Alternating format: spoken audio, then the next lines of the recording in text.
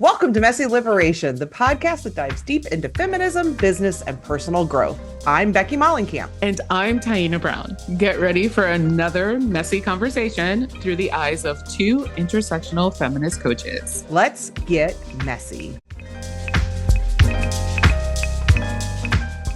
Hi, friend. Hi. Yeah. I like your blouse, actually. I was just that color. I love that you use the word blouse. You have a nice blouse too. And blouse is such a fun, like, it's like trousers or I don't know. It's one of those words that we don't use that often, but I love it. Thank you. It's old fashioned. It is. I feel like it makes me feel a little bit like an old lady with the word blouse, but also I don't mind. We could also say it was sophisticated. Anyway. Hello, everyone. You can, if you're watching YouTube, you can see my lovely blouse and Taina's blouse. If not, just imagine that we're gorgeous as usual. Yes, Becky's blouse is a dusty mauve color, dusty rose. Yeah. Mine has stripes and embroidered flowers, and it's actually on inside out. I accidentally put it on inside out. But no one would have known, but I love that you owned up to it. Well, we're going to talk about a smattering of random topics that are current events related because there's just so much in the news right now and so much that has me kind of worked up and excited. So I thought it'd be fun to talk about those things. And you're my favorite person to talk about these things with because my partner gets bored listening to me talk about these things. So I don't know if you'd rather start with the biggest news, which is obviously the Democratic ticket has been finalized, or if you would rather start with the most like fresh news, which is the Olympics just ended as of us. Well, as recording this, they're still going on, but when this airs, they will have just ended. And I have some thoughts about some of that too. So where would you rather go?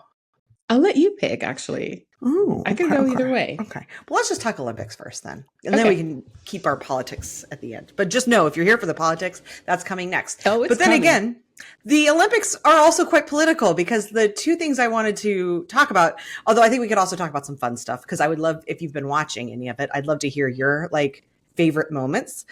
But before we do that, the two big stories that I feel like kind of came out of this that maybe have a bit of a political bent, certainly because I feel like they get to some of the stuff we talk around identity, are Imane, I don't know how you say her name, Imane Khelif, I believe, from the Algerian boxer, who has been just maligned, and it has been absolutely horrific what's happened to her with J.K. Rowling and Elon Musk and some other of the turfy kinds of folks out there calling her trans and saying she's a man, and none of it's true. But the threat to her, like, I just don't even know how they can live with themselves. So anyway, that's a piece of it. And then the other story that I think is interesting is Mykayla Skinner. I don't know if you've heard any of this, but she's a former gymnast who had some things to say about the current U.S. women's gymnastics team, which obviously includes the GOAT, Simone Biles, but then some of the other members, and her calling them lazy. I have some of the quotes I can share when we get to it.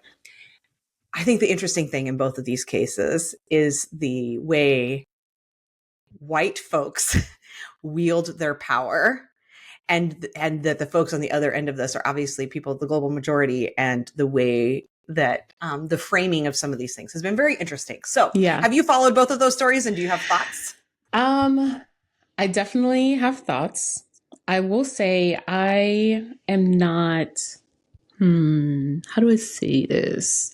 I don't follow the Olympics. So that's okay. You don't like the Olympics? That's okay. It's not that I don't like them. I'm just like, it feels like global gaslighting to me. Oh, it is. Like, this is the one time. Well, there's two times. So every 4 years with the Olympics, mostly summer. I don't care that much about winter. So really for me, it's about every 4 years with Summer Olympics, and then every 4 years with the World Cup. These are the two times when I suddenly become a nationalist, where I'm like, USA, USA, where normally I'm like, fuck this country. We're totally screwed.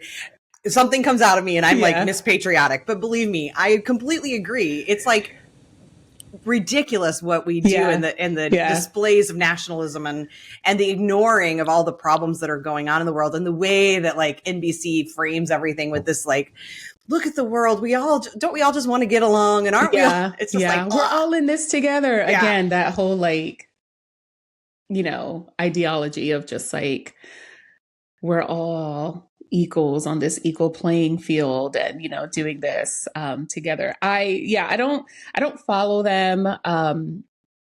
I like if it's on, I'll watch it. And so last week, actually, we were visiting friends in Atlanta, and some of our friends were really, well, not really into it, but they were watching it. And so, you know, we watched a few of the gymnastics events. We watched some, I think some of the soccer and some of the judo. Um, I do love figure skating. So So during you're Winter the Olympics. winter gal. Yes. I am not a Winter Olympics fan. I don't know. It's funny how people have, and you know what's funny is I hate summer. Like I hate heat. Yet summer Olympics and summer sports, I find them far more interesting. Who knows? Yeah, yeah. Well, I think they get a lot more marketing, you know? I think they get a lot more visibility and attention than the Winter Olympics do. Because I think Winter Olympics are younger than Summer Olympics. Well, they used to. I don't know. I'm old enough to remember this. You may not. You may. You're not that much younger, but we'll see. And I don't know about listeners, but did you know that at one time in our history, not so long ago, the Olympics happened every 4 years, and it was summer and winter all happened in the same year. I did not know that. And I remember that. And then they split them. So it was every other year, you're getting one or the other, right? Mm-hmm. So, but that was, oh golly, I wish I could tell you when, because it was old. It was in my lifetime. So it's probably around 1980 or 84, somewhere in there that they shifted that. It might have even been a little later than that. So the Winter Olympics are, I don't know if they're younger. They've been around for a long time. But that shift, I think, really changed how much attention each of the Olympics get. I think the point was actually to bring equal attention maybe to both and to not have it be something where you have to wait 4 years.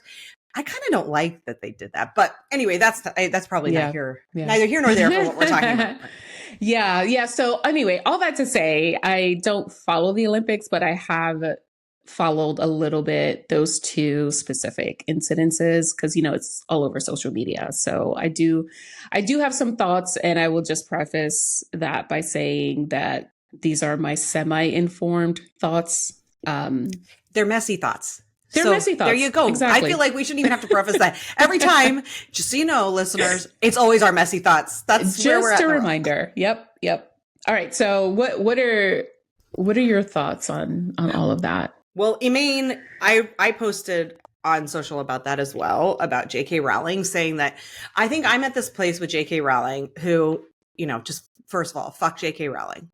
Fuck her. She makes me so angry. I don't even think she should be allowed to call herself TERF. I don't think TERFs should be able to say TERFs because they shouldn't be allowed to use the word feminist. There's nothing feminist about excluding trans women from your like idea of what not only what womanhood is, but what humanity is. Yeah. And that is like, we're at the point with J.K. Rowling and these TERFy folks that it's not even, I feel like they're beyond just this place of like a good faith, I'm using finger quotes, debate about what constitutes womanhood.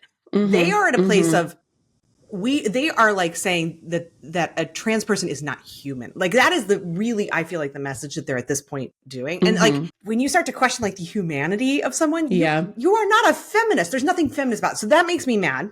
First of all, just stop saying feminist. Someone else said they should call her a Turk. In the C, we'll let you imagine what it is. But I recently also said I love the C word. So I kind of don't feel like she should even get that word. I mean, and I'm just gonna say it out loud. Cunt, right? We're talking about cunt. Okay, yeah. I love the word that's a cunt, good word, but I know some people don't like it. Yeah, she's not deserving of that word. I agree. She's not deserving of any word. That's a good word. I love it too. Yeah. Like I'm in a place. See, now I'm going to go on a tangent too, but I just posted not long ago that I would love to I want to see the reclamation of cunt. Like I want women to like claim cunt in the way that so many have claimed bitch.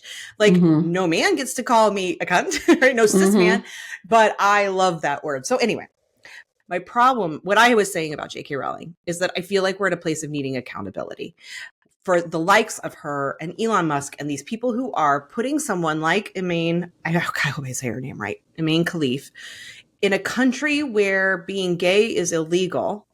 And I am not certain about being trans, but I kind of think if you can't be gay, you're probably not allowed to be trans, allowed, right? To put a person's life at risk over your conjecture, there needs to be accountability. If something happens to that woman, and forget about even physically, already things are happening. I mean, she has been facing death threats and just having her name smeared. There should be accountability to these people that just go keyboard warriors who go out there and say the most ridiculous things without anything other than just their Yeah. feeling about what a man looks like or a woman looks like. It is Yeah.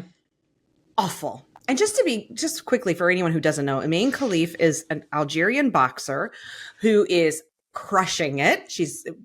I feel bad because this will have already aired or the Olympics will be done. So she may have won the gold. She was going to the finals, so I'm not sure. Fingers crossed. Right? I hope so. She's like, I love that she's using this as fuel. But she had at one point, and I'm going to get you may be able to fill in some blanks, but there was some testing done with boxers. I think the way the governing body of the boxing world previously, they did testing and like chromosomal kind of testing or something. And she had, it wasn't even chromosomes, it was testosterone levels. And her testosterone levels were high. Not high as like a cis man's testosterone levels, but significantly higher than the average female. I hate the word biological female because that's bullshit. I don't know what we would say, but the average cis female's testosterone levels, hers were higher. And so from that little bit of information, which by the way is called a competitive advantage in the same way that like, what's his face? Michael Phelps has ridiculous lung capacity beyond the average humans. We don't say that he's part dolphin or something, so he should be allowed to compete. Right. Like it's just a competitive advantage. She has a competitive advantage that she has more testosterone than the average woman. Most women have a certain amount. There are women who have way higher. There are women who have way lower. In the same way, there are men who have an average amount of testosterone. Some have much lower, some have much higher. So she has this advantage. From that information, she went to her first, I think it was her first match against a white woman. I can't remember what country, like Czechoslovakia or something. That's probably not even a country anymore. Oh my God, I'm showing Croatia. That's where I meant to say. I'm like showing my geography, and my ignorance. Czechoslovakia, the USSR. Yeah. So I think I went to USSR when it was still USSR. I'm so old. So I think she was Croatian. I hope I have that right. But anyway, they fought 45 seconds. Imane got a great hit. This woman fell and started crying. White woman tears. And from that, people, JK and Elon, took it upon themselves to say, look at this man, this biological man, beating up on this poor, helpless woman, right? So that's the background for people who don't know. The truth is, she was born with a vagina. First of all, I want to be clear. I don't think it matters. I think trans women should be allowed to compete in the sports with the identity that they hold. But in this particular case, Imane was born with a vagina. She was born with like ovaries. She is chromosomally female. She just happens to have higher levels of testosterone than average for women. That's it. Yeah. And they have taken it upon themselves to now call her a trans woman, to say she was born a man. None of it's accurate, but it took off on social media like wildfire, as things can happen on social media.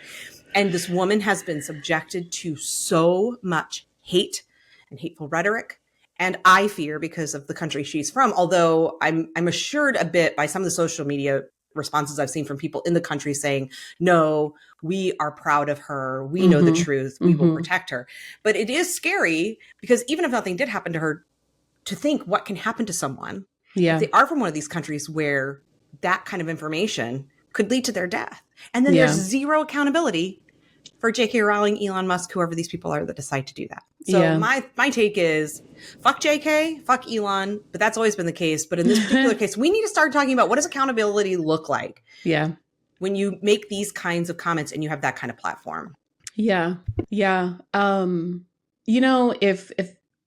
higher than average levels of testosterone is what makes a person trans, and I'm probably trans because my facial hair, let me tell you. I think that all the time. Like I tend to have a deeper voice. Like there are and also, by the way, as a woman ages, our estrogen levels go down. So then we have more testosterone. Like it's just such nonsense. It's a variable, right? It's a variant thing. It's not something that's consistent across the board. So to say that like, because of that means that you're trans or you're not a woman, like that's just foolish. Like it's so naive. It's so ignorant. And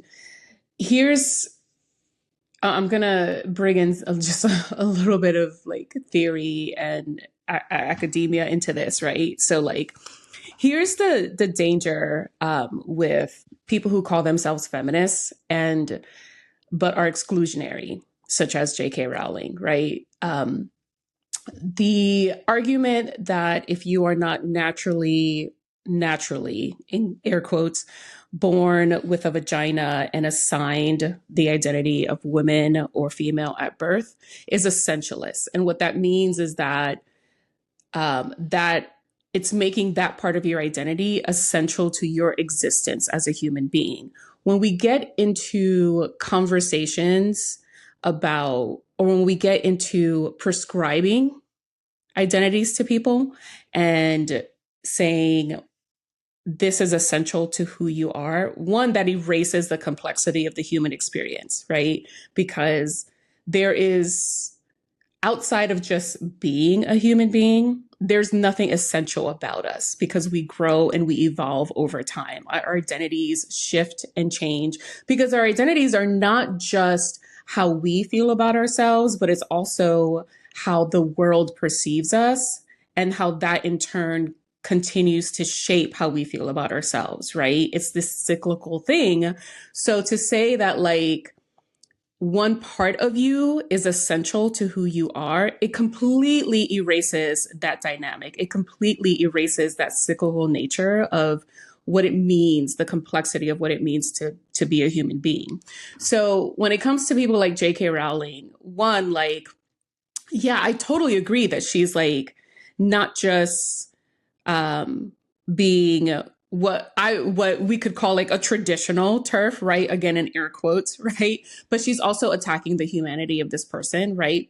Because when she makes comments like she has, when Elon has made comments like he has, alluding to the fact that this person is evil or this person has some malicious intent, right? That's beyond attacking someone's identity, right? That's attacking the person as an individual. That's stripping them of their dignity, of their agency. And so when I see things like that, there are two thoughts that I have. I'm like, first, quote unquote, traditional turfs, get your girl, right? Like, because if you want to believe that, like, I don't think it's right for you to believe that. And I think it's harmful for the idea of turfism to exist. But like, where do we draw the line, right? But also like, you mentioned, white people using their whiteness, right, to like create these harmful narratives. And so when I see things like that, I'm like, I need more white people to check them. Like that's where the accountability is, right? Because me as a non-white person, I could sit on my phone all day trying to check them, but like they're not going to fucking listen to me. They're only going to listen to people who have the same privilege and power that they do, right? I need white people to check them. I need other white people who have positions of power and privilege to not repost that shit, even if you're disagreeing with it, right? Because the way the algorithm works, even if you disagree and you repost it, that's giving life to it, right? And because it's counted as engagement with the algorithm, right? So like I need news outlets to not talk about that shit, right? When it happens, because again, that's giving life to it, right? Like at what point do we just say this person is fucking nuts and we're just going to ignore them? We're going to take away that sense of power and privilege that they have, that sense of them having a platform, and we're just going to ignore them. And eventually, not that they'll go away, but like they'll figure out that like this is not a way for me to behave, right? So it's a public shaming, right? Like that needs to happen. Also, I heard that J.K. Rowling has like black mold. Oh my And God, has if you had black haven't mold in her seen, home. yes, if you haven't seen the memes, it's amazing. Like there's footage 4 years, like 2020, so not that long ago, there Oh is my like gosh. a still of her in the same exact room, because apparently it's where she always does her, it's her backdrop. Mm-hmm. the difference in those 4 years, the paint has like completely faded. Like it looks like the home has aged 100 years in 4 years.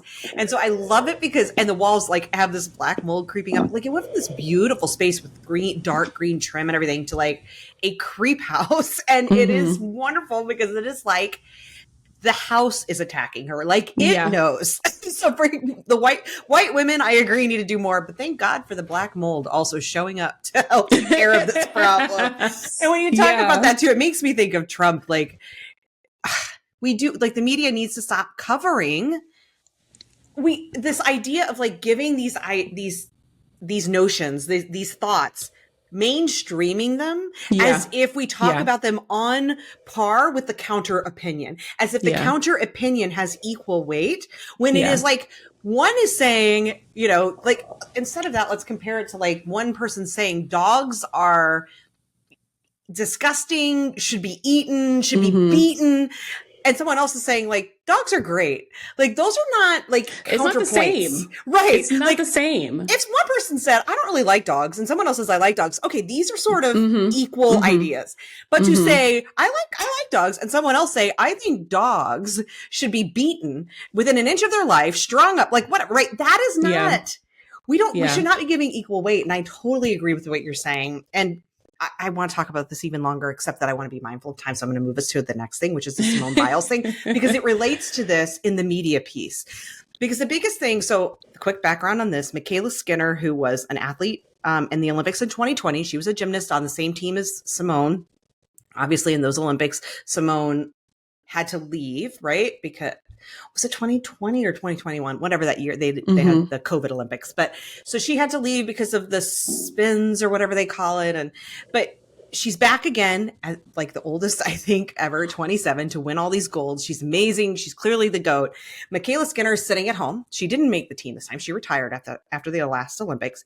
And she went on social media or wherever the hell she goes and says her things and was talking about this team, saying that they are lazy. I'm trying to find the exact word she used. That she said the talent and depth of the team isn't what it used to be. Simone Biles is on it. And she said that apart from Simone Biles, a lot of the girls don't work as hard and don't have the work ethic. So she's basically calling them lazy. And to be clear, this is one of the first times the team was 4 women of color and 1 white woman. Yeah. That is very unusual in the world of the U.S. gymnastics. Like, it's amazing.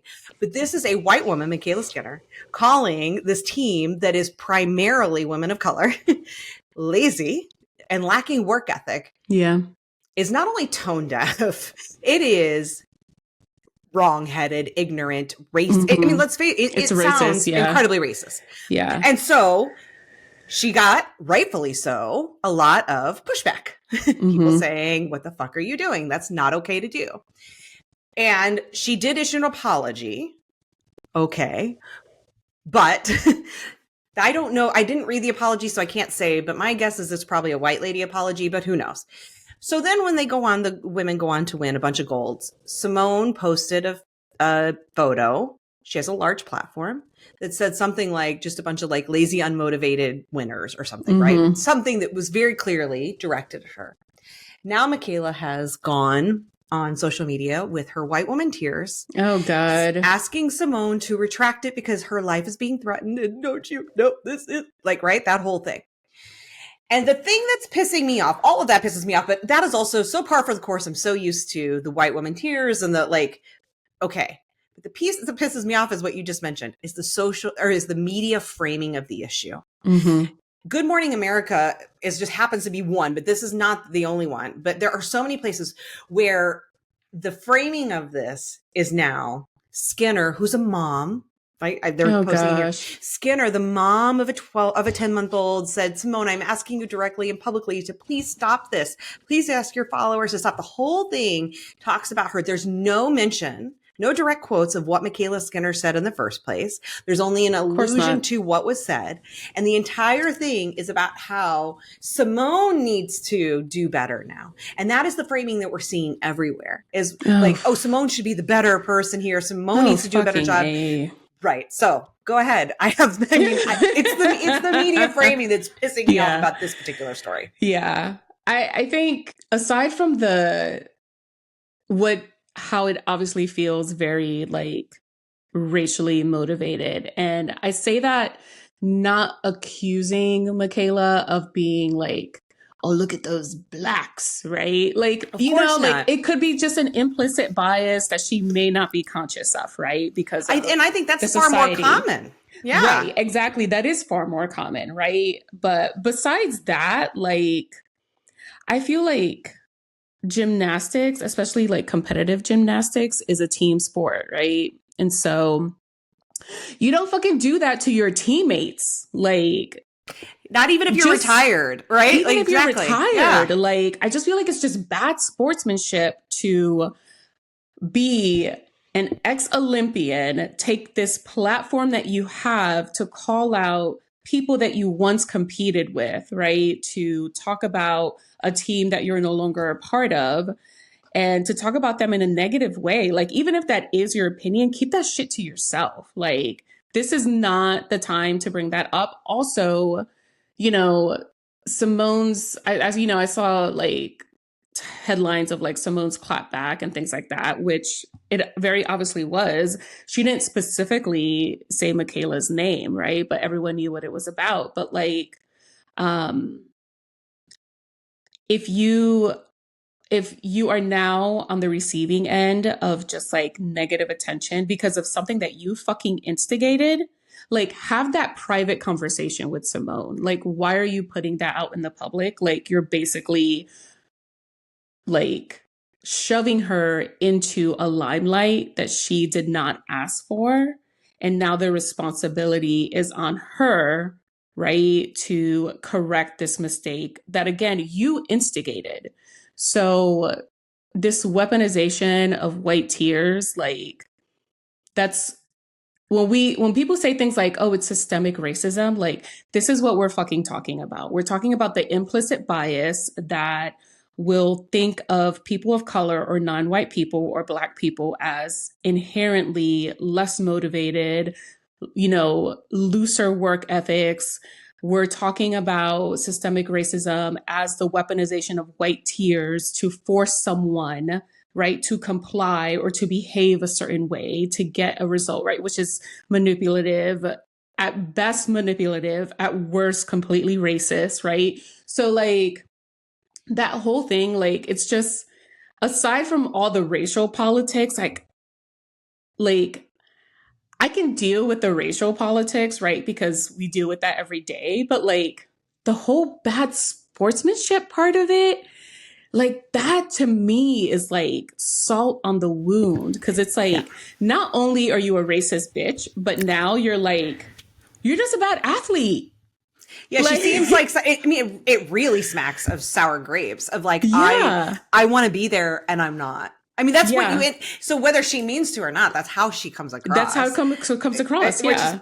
so ultimately the whole thing. I think is kind of pathetic, and I think from what I can feel, at least, it's also always unfair because my sphere is it tends to be people who share an understanding of politics and of humanity, but I feel like people get it that this Mm-hmm. is a Mykayla issue and not a Simone issue. Yeah. But it's annoying that mainstream media is framing it, annoying and also totally expected, of course, that they're framing it in this way. I want to recommend one book too, and you may have some other recommendations, I don't know, but White Tears, Brown Scars by Ruby Hamad is a great book to talk, I thought, that I read about it's called How White Feminism Betrays Women of Color. I think another great book is Koa Beck's White Feminism, but White Mm-hmm. Tears, Brown Scars specifically gets at this piece too around this Yeah. weaponization of white fragility of this like Yeah. women. So it's funny because there's this weird dynamic of white folks framing or the racist notion of black folks being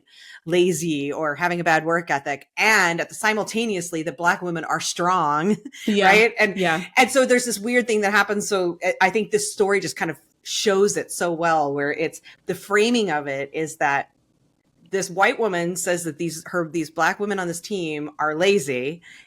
And then Simone is now expected to be the strong one and the better person, the bigger person, right? And that Mykayla now is, even though she was the one who calling them like lazy, she's now the weak Yeah. pathetic, She's the like the one, victim. right, the victim here. And so anyway, it's just a common thing that happens, and when you see it, you can't unsee it. It happens all Yeah. the time. But I think we as white people, I'm speaking for me and my folks, need to read books like this, like White Feminism or White Tears and Brown Scars, to understand these dynamics, because it's amazing once you see it. Again, you can't unsee it, and you start to realize the ways that I want to talk about our conditioning. Like, Mm-hmm. and I feel like it's hard to reckon with and to notice, like, shit, I was conditioned that way. I am deeply conditioned to, as soon as I get on the defense, to feel like I've done something wrong, to then make it about me. I Mm-hmm. was the one who did Mm-hmm. it wrong, but I'm now making it about me and how people don't understand me, or how I'm not really like that, or you're not getting me, right? And then it becomes all about me again.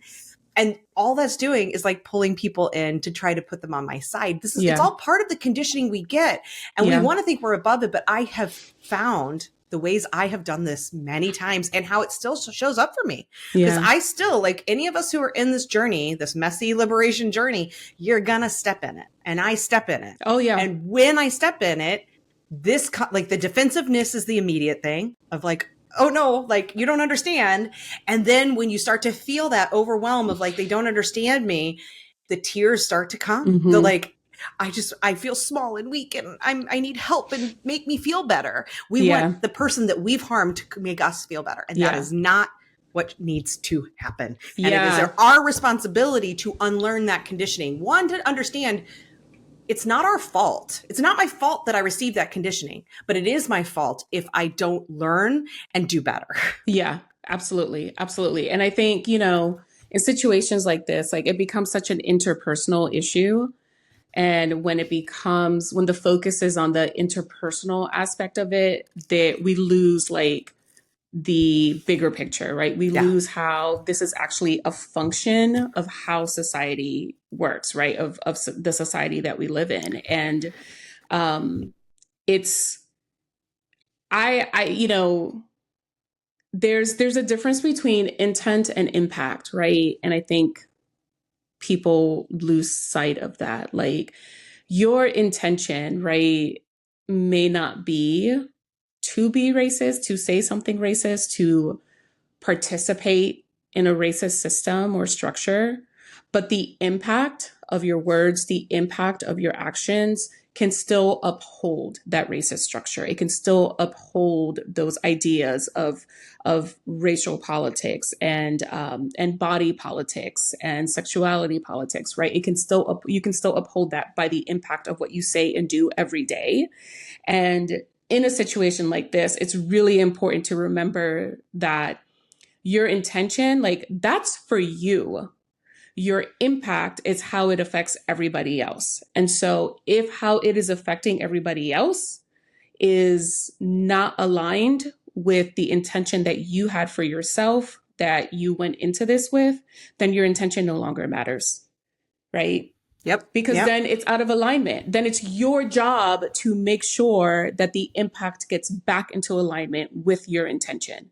That is the work for you to do. That is the work for each of us to do day in and day out. That's the messy work, right? Yeah. Of navigating a society that still functions in a very racist way, in a very misogynistic way, in a very transphobic way, right? In a very homophobic way. That is the messy, nuanced work that we do every day. And so much of the issues that we see, whether locally, right, within our own circles or in the public sphere like this, there's like this, it's almost like, when tectonic plates are out of alignment and it causes like just chaos. Yeah. It's like that's what's happening, right? The plates are shifting and then it's causing like all this damage. And it's like, you are in control of your plates, right? Like you're in control of your intentions. You're in control of how well your impact is aligned with your intentions. So just do the fucking messy work. And your pain that you're feeling in that moment, I'm going to speak as the white person in the room to the other people with the oppressor identity. The pain that you're feeling in that moment because of that misalignment, of that feeling of, oh, that wasn't what I meant. And now I'm not being understood, because that is a difficult thing. Like none of us wants to feel misunderstood. That's really uncomfortable and painful. Those feelings are valid and real. That feeling of I'm being misunderstood. Absolutely. And they are yours to deal with. They are yours to tend to, not the other person. And I just want to recommend another book that will probably come up many times as we talk about this, because I've never experienced a book that speaks, a book by a person of the global majority, right? Of the other side of this equation from me as a white person, that speaks to white people about these issues in such a compassionate and understanding way. And again, it is no one's responsibility to do that, but I am forever grateful to Resmaa Menakem for doing it, to do that hard work, for that labor of giving us My Grandmother's Hands, because that book speaks to how to tend to yourself in the moments when this messy work gets hard and you step in it. Yeah. Because we have to learn, we have to develop in ourselves as the people who have that oppressor identity. We have to develop in ourselves the resilience and the tender care of ourselves to get through it, because we care enough to keep going, right? It's really, it is easy. It is the coward's way to just say, well, this got too hard, I'm opting out. Fuck it. I tried. Yeah. You made it hard. You canceled me. See, you can never win. All that kind of stuff we hear. That is the coward's easy way out. And then just excusing yourself from doing the work. But I don't think anyone listening to this would be that person. We want to be in the mess. We know we're going to step in it. The thing that we have to learn is that when we do, it is our responsibility to tend to ourselves with compassion. Yeah. Because it doesn't help in those moments to be like, oh, I'm a horrible person. Yeah. I did this awful thing. I'm terrible. No one cares for me. I might as well just like go off myself. What an awful person I am. That doesn't help. We have to learn to have compassion for ourselves in those moments and tend to our like nervous system. So that book is really, really, really great to help you learn how to do that so that you can stay in this work, fuck up, and then like tend to yourself, get back in alignment, avoid the defensiveness, avoid the nobody understands me stuff, and like tend to your own needs in that moment. So I just want to point that. Yeah. And that's My Grandmother's Hands. Yes, My Grandmother's Hands, Resmaa Menakem. Yeah. It's really great. Okay. I want to give a quick shout out. This is going to take us from Olympics to politics. I've mapped out this really great transition. So I want to give a shout out to the gymnast, Steven Notoresic. I don't know if you watched because he's a male pommel horse competitor. And so the men's gymnastics, he does the pommel horse. He has some sort of genetic eye disorder. He has to wear these special glasses. You may have seen him. People are talking about him being like Clark Kent. He wears his little nerdy glasses. He looks like a big nerd. To do the event, he takes them off, and then he becomes this like superhero on the pommel horse, right? But he's got this genetic disorder that I couldn't fully understand it. You'd have to go read about it, but basically like he can't see right and things move strangely and stuff, but he can't wear his glasses on the pommel horse because it's a lot of moving around. Yeah. And I guess context can't correct this. So he basically, when he's doing his pommel horse thing, he is flying blind. Like he has to rely fully on touch to perform. Anyway, he crushed it. He helped the men get a bronze. The men's team hasn't medaled for like 40 years or something. He helped the men's team. He was the last competitor. They lifted him up. It was like this glorious moment. He went on to do really well individually as well. The reason I'm pointing him out is he's this big old nerd, and he reeks of quote unquote beta male feelings, right? This like beta male behavior, meaning he isn't like all those other, he's not the alpha male out there, the big strong really he had this like sort of meek kind of looking body and these little glasses, and he just looks like this nerd, and he was the hero we all wanted and needed. And I just want to say the beta males, quote unquote, are having a moment, and it makes me thrilled because I am done with toxic masculinity. We all are. And I am so thrilled to see these men who are not exuding toxic masculinity show up and have a moment, which takes us to our new VP candidate, Tim Walz. Tim Walz, and the wonderful husband of our presidential candidate, Doug Emhoff, because I feel like both of these men exude exactly like they are showing that. They are showing that you don't have to be exhibiting this toxic masculinity. Yeah. You can be a quote unquote beta male and show up and be an incredible leader and be an incredible support system to an incredible leader. Yeah. And listen, I have lots of issues with Walz, and less issues with Walz, but some issues with Harris. And I haven't been this excited about a ticket since 2008. And even then, these are not candidates who fully align with my socialist kind of beliefs. But there's something about this ticket. I don't know. Yeah. How do you feel about it? Yeah. Yeah. No, I definitely feel like there's a different energy with this ticket. And I don't know if we, talked about this before. For me, I think I'll say I think the biggest reason why I feel the energy is different is because it feels like a different generation, right? And so it feels like there's this generational shift that's happening in terms of political leadership. And so it's kind of like finally the boomers are retiring, even right? though technically they're both boomers, but they are barely. They're like elder Gen X, young boomer. Yeah, they're young boomers. They're kind of like me, where I'm like just on the cusp of elder millennial versus young Gen X. So like they feel like a different generation than me, even though I am technically Gen X, and they're not. So, but they do have more of that. It does. It feels. Yeah. It just feels like instead of crotchety old grandpa who doesn't quite get why the world's changing this way, like they feel more like, even if they aren't as hip and cool to, like the Gen Z world, they at least seem like they've had contact with Gen Z folks before. Yes. Yeah. And that's what I was going to say. Like, it feels like even though technically they're young boomers, older Gen Xers, they don't feel as out of touch with like the younger generations, right? And so I think that brings a different kind of energy to the way that they're running the campaign. And so that's exciting to see. That's exciting to watch. When it comes to politics in this country, I'm a bit of a nihilist. So I'm just like, now you sound like a Gen Xer. We'll see. It totally brings out the cynical side of me. But I feel like it is going to be like it is like we're literally watching history like actually play out, like a very pivotal moment in history. Because like every day we're watching history play out, right? We could make that argument, but I feel like this is like a tipping point in history, right? And it feels like something radically has shifted since Biden dropped out. And all those people who are pissed when I said it's time for him to drop out on Threads, I hope you're listening, because look what happened. And it was time, because I don't think he was going to win. I just think, and whether that was right or wrong, as in should he have won or not, I think the reality was he wasn't going to win. And I think the Democrats bobbled that, and it's on them. But look what's happening now. I think, knock on wood, I think they've got a damn good chance of winning this. I really think so too. I saw something online yesterday, and it was like a Republicans for Harris rally. So, and I saw something online shortly after Biden dropped out too, where some people were making the case that like he was always going to drop out, but it was just a matter of when.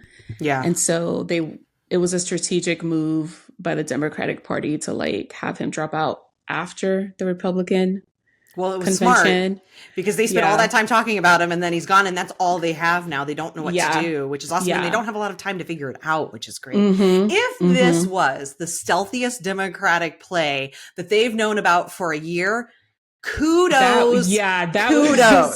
Kudos. I would be impressed. Me too. And they may claim it was, but I want to know if it actually was. But if it was, all the kudos, because that's impressive. Because I will tell you, I think up until that debate was really the biggest tipping point. And I just don't believe that up until that point, this was going to happen. I think since then, and I do think they waited strategically to announce it from that point on. But I think it was that really finally was the nail in the coffin. I just am shocked if they've been having this plan all along. But if they did, smart, amazing, and all the kudos to their strategists, because that's so smart. I am thrilled that it was Walz out of the candidates that were there. Oh my God, yes. None of the candidates that I would have chosen, but out of the ones that were there, and thankful that it wasn't Shapiro or Kelly, who have been incredibly vocally supportive of Israel and what's happening with Palestine. Which brings me to the last thing I just wanted to touch on. I know we're coming up against the end of our time, which is my grief and sadness over yet another member of the squad in Congress being ousted by AIPAC And that happens to be my congresswoman. She still is for a little longer, Cori Bush, and I am just heartbroken. I voted for her. I saw the writing on the wall, the signs, like you can just, there were her opponent, Wesley Bell, signs everywhere. Nothing for her. I knew the amount of money that they flooded into Bell's campaign, something like $8 or $9 million in this local campaign from AIPAC to get him elected. There was just no chance. And the ads were so full of lies, just so pointedly, the misogynoir. It was just awful. Yeah. And they were smart about it too. They put a black man against her. So it wasn't like they were running a white person. Yeah. So like it allowed their, a little more of this ability to not come across as racist, even though it was, right? Clearly misogynist. So the misogynoir. And I'm just devastated. Like the people they're trying, Jamal Bowman recently, the last time was also taken out by AIPAC. The squad's getting smaller. People who are like vocally, and because Cori Bush was one of the first people to say what's happening here is not okay. This has to stop. And she's been incredibly vocal. And she's gone now. I mean, I hope she'll find herself into some NGO or something and do great work. And I think she will. But I'm just so sad that we can buy and sell candidates like this. And it's not like it's some news, this happens, but it really sucks when it's somebody who represents you. Like I finally had a representative who really was a voice for me. Yeah. That's almost never happened. Like I've never had a truly progressive representative voice in Congress or even at a local level. I live in a red state. Cori Bush is in a red state. Missouri is deeply red, but she was in the only blue district, or really, like there's one other pretty blue district in Kansas City, but gerrymandering cost her because you look at the vote breakdowns, her old district voted more heavily for her than I'm part of her new gerrymandered in district because our area is becoming more blue. So the Republican that used to represent us, they made sure that she could be safe. Yeah. But that means this new district that she has was less solidly progressive, where it's more centrist in my area. So anyway, I'm just really upset and I hate that this is going to continue to happen. And I worry for some of the other, I think Jayapal's safe where she is. AOC seems to be pretty clearly safe. But if they can do this to Bowman, they can do this to Bush. How many people are they going to do it to? And we need serious election reform. They'll try to do it to everyone. They'll try to do it to everyone, and that's the unfortunate part of it, that in this country, you can buy and sell seats in Congress. That's just the way that it works. And I think that's why mobilizing locally is so important. But also it's sad and it's heartbreaking, but also as a Black woman, I'm just like, ooh, she can take a breath, like she can just kind of take herself off the target for a little bit. And I agree, although I don't know that she's the kind of person who wants to. Like, I don't know if she sees it as, but I hear you and fully respect that. She's been an incredible advocate for reproductive justice, been very open about her own abortion story. So I hope that she finds a space somehow in that world to keep fighting and doing great advocacy work. And I'm sure she will, but it's just, and the thing that pisses me off is foreign interests. Like I get buying and selling candidates. It shouldn't happen at all, but to have this outside influence from a foreign, because AIPAC is basically representing Israel. Right? This isn't a foreign nation playing in our politics. And we get so upset when Russia does it with all these other ways. But when it's Israel, somehow this is like, it's separate. Okay. It's just really upsetting. And if you criticize it, you're called anti-Semitic. And that is also really, really heartbreaking for somebody who's such, and I know you probably have had this experience as well, when you're somebody who's progressive and you truly care about humanity. And like, I want all of our humanity needs to be honored, including folks who have a Jewish identity or who are Jewish in religion, whether it's faith or ethnicity. I think that needs to be protected. And in the same way that I feel that about folks from Palestine or like anyone. Yeah. And so when you also can see the horrors of what's happening in that part of the world and how the brown folks in that part of the world are being treated, and then to have that turned on you to be called anti-Semitic, it's just really heartbreaking. It's just really, and I'm just, I don't know. It's There's no happy. gaslighting. Yeah, it's a hard. It's This is not a gaslighting to happy be way called end this. anti-Semitic. Yeah, yeah. Like, unless someone truly is, anti-Semitic, sure. like Equating to call someone anti-Semitic for saying free Palestine or to say that from the even river to the and sea, for folks who like, say I'm not a Zionist, gaslighting. The idea that you have to be a Zionist or you're anti-Semitic is also really, like, I think, is gaslighting. It's just really frustrating. Someone who says that just doesn't understand like geography, history, culture. Like, you're just a fucking ignorant prick. There's so many of those. Yeah. And social media really brings them out. Okay. They do. I don't want to end on a really sad note. Anything happy you want to share? I do have a happy note. So I'm getting back into, I used to be a really voracious reader, like fiction reader. And then college and grad school just kind of killed it for me because I was reading so much nonfiction. And for years, I've been trying to get back into fiction reading. And so I've tried audio. Like, usually I'll be like, well, let me just like read just like a trashy romance novel to just kind of like ease my way into it. And sometimes that helps. Sometimes I'm like, okay, let's do an audiobook. And sometimes that helps. But I've really just felt like I'm getting back my love of fiction reading. And so I've been listening to this audiobook called Wayward. And it's about this genealogy of like nature witches is what I'm calling them. And so it goes back and forth through 3 different timelines. And so it's really interesting. So that I'm listening to that on audiobook, and then I'm reading The Unfortunate Side Effects of Heartbreak and Magic, which is a bit like Practical Magic, like the movie and the book Practical Magic. It's got that kind of vibe to it. And I'm really enjoying that. So I cannot believe, because I am just getting back into fiction too, like just recently, because I realized all I've been reading for almost a decade is nonfiction. Yeah. Business, mindset, all this stuff. And it's been great. Anti-racism, all of these things have been really helpful on my journey. And I'm emotionally drained from it. And I'm sure you feel the same way, where it's like that stuff gets heavy and it's just like it's taxing your brain in a different way. And it's not remotely escape, right? It is like engaged learning. And so anyway, I've been doing the same thing. I am currently reading Red Island House by Andrea Lee.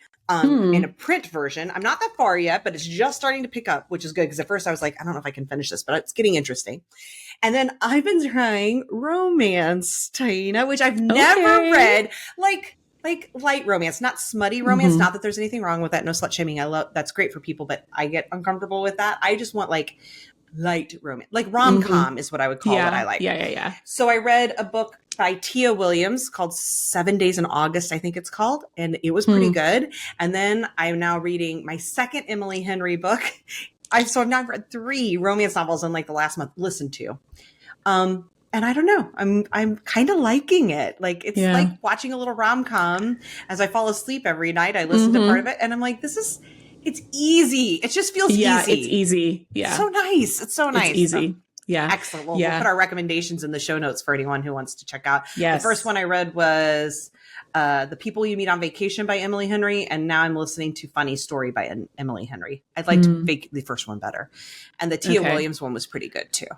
Okay. So anyway. Okay. Yeah. Well, if you like light romance, you should add One to Watch to your audiobook list. Who's that? Do you know? I don't remember the author. Look it up. Name. I'm so bad with names. One to Watch is by Kate Stayman London. Yes, her. And so it's about plus size fashion blogger who gets recruited to be on a reality dating show similar to like The Bachelorette. And so I'm totally gonna listen to that. It's really good. Have you watched Michelle Buteau's that show she had? Survival of the Thickest? Yes. Oh my God, it's so good. And they're doing the second season. God. It just made me think of that. So excited. It was another, it's it's not just a romance show, which is nice. I like that she has a more rich life than that. Yeah. But there is that romance component, and she's obviously a larger woman, and it's just so nice to see that reflected. Yeah. So anyway, okay. Yeah, she's awesome. I love her. I do too. All right, we've gone long, but we ended on a happier note. Thank you everyone for listening. We'll be back in your ear holes next week. Thanks for listening to Messy Liberation. Will you please take a moment to subscribe, rate, and review wherever you listen? I know people say that all the time, and if you're like me, often you just go on to the next podcast, but truly, taking that moment to do that will really help us reach a wider audience. Thank you so much for your support and for listening today. Until next time.